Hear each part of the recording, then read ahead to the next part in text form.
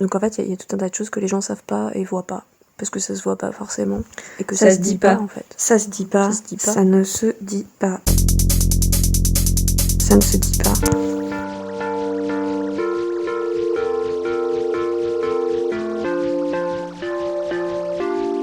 Il semblerait que 99% des hommes politiques avec lesquels toute communication est impossible ne sont pas autistes.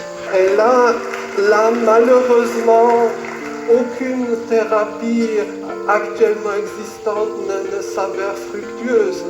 Comment procéder? C'est très très embêtant. Oh, Marie, tu sais quoi? Ouais, en fait, ça va pas. C'est juste l'extérieur qui déménage à l'intérieur, quoi. Et... Ouais, le bloqué entre deux mondes, quoi. Je me sens comme ça depuis tellement longtemps en plus. Voilà, hier, j'ai vu un chat dans ma salle de bain, et il y était pas, quoi, tu vois.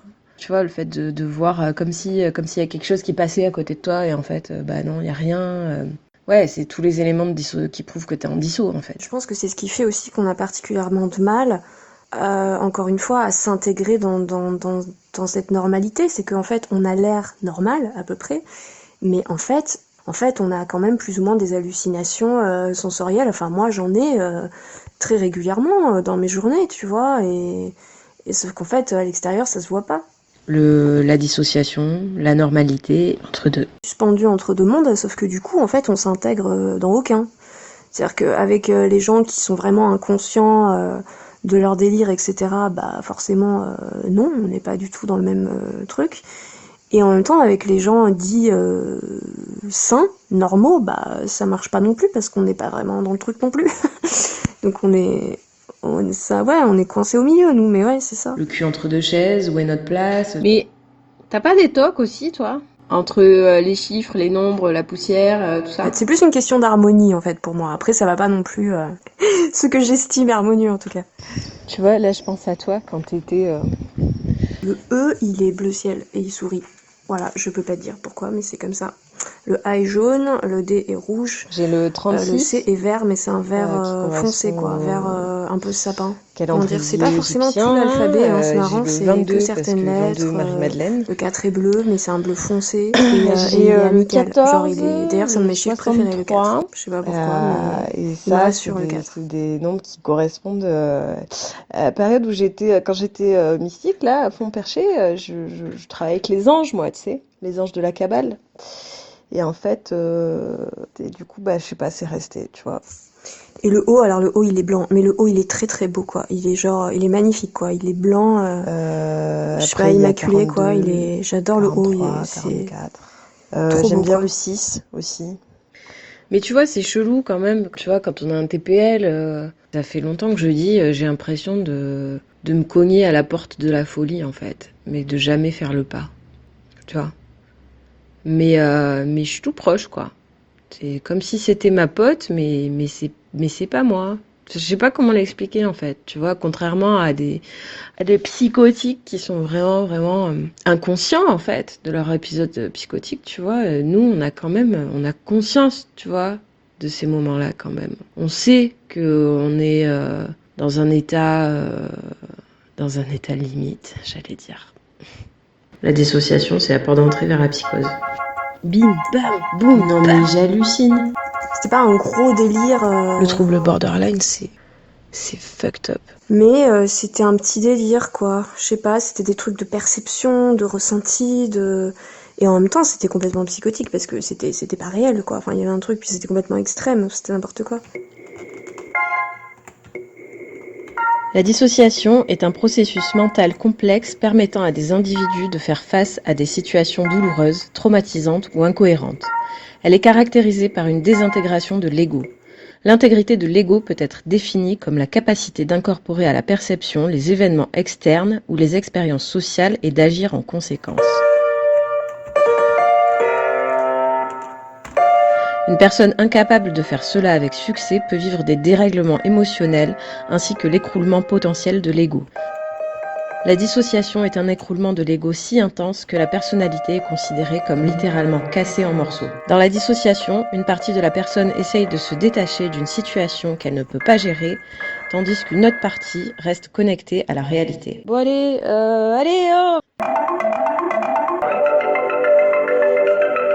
Sans compter que les troubles psy, ça reste encore un truc super tabou dans la société, et que rendre public comme ça des choses qui sont certes de l'ordre de l'intime, mais qui sont aussi de l'ordre de la pathologie psy, bah, c'est aussi une démarche, c'est pas dire ouh là là, regardez comme je suis malade et comme je vais pas bien, c'est à un moment donné assumer et dire haut et fort oui, j'ai une pathologie psy, oui, voilà ce que ça implique dans mon quotidien régulièrement, oui, c'est compliqué, en attendant j'en fais quelque chose. Je m'implique, je m'engage, voilà, en montrant ça, je m'engage pour la visibilité de toutes les pathologies psy de manière générale. Donc c'est tout sauf une démarche autocentrée pour moi en fait. Tout le monde est névrosé, mais en fait, avoir un trouble de la personnalité borderline, ce n'est pas être juste névrosé. C'est pas non plus être complètement psychotique, mais voilà, c'est... Bon, je suis désolée, je reprends ce truc là... vieillot entre la névrose et la psychose, mais bon, moi c'est ce que je ressens quand même dans ce que je vis, donc enfin c'est pas la même chose quoi. Honnêtement, c'est pas la même chose. Nous, c'est des efforts tous les jours pour pouvoir faire des choses, mais minimes. Après voilà, moi je passe mon temps à essayer de m'adapter à une norme. Des fois, j'aimerais bien que les gens qui sont dans cette norme prennent ne serait-ce que 10 minutes pour écouter et regarder ce qui se passe dans mon monde à moi, en fait. Parce que moi, je passe mon temps à essayer de m'adapter à leur monde à eux, en fait. Et ça, ils le voient pas, ça, ils s'en rendent pas compte, du coup. Mais ouais, 10 minutes, ça me paraît pas être le bout du monde, quoi. J'aurais aimé fonder une famille que j'ai jamais eue, tu vois. Dans le fond, j'aimerais faire des enfants. Enfin, tu vois, ce sont des trucs quand même qui sont assez... qui s'inscrivent dans la norme, en fait. Oui, non, mais c'est ça, en fait. Il y a que les gens normaux pour penser que les gens normaux n'existent pas, en fait. Quand on nous dit la normalité n'existe pas, il y a que des gens qui sont pas malades, en fait, qui peuvent penser ça. Mais ce qui me fait vraiment, vraiment, vraiment sortir de mes gonds, je crois que c'est quand on invalide mes émotions et mes affirmations sur ce que je vis au quotidien, en fait, tu vois. Et quand on vient... En fait, voilà, ce que je me disais, putain, mais c'est comme les mecs, les masculinistes, là, qui t'expliquent le féminisme. Bah, pareil, c'est quand les valides t'expliquent ton trouble, tu sais.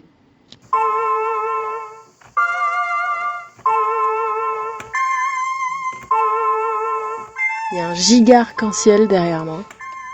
Il est trop beau. Et tu sais quoi tout va bien. Allez. J'étais en train de me dire aussi que ce qui fait aussi que le trouble de la personnalité borderline c'est si compliqué, que les gens souvent pensent qu'on fait semblant, etc. Je pense que c'est en grande partie dû au fait que c'est pas une maladie qui rend... On n'est pas dépressif tout le temps, tu vois, on n'a pas l'air d'aller mal tout le temps en fait. Et même au contraire, les personnes borderline, elles peuvent être assez vivantes, je pense. Même très souvent, elles sont assez vivantes, impulsives et tout.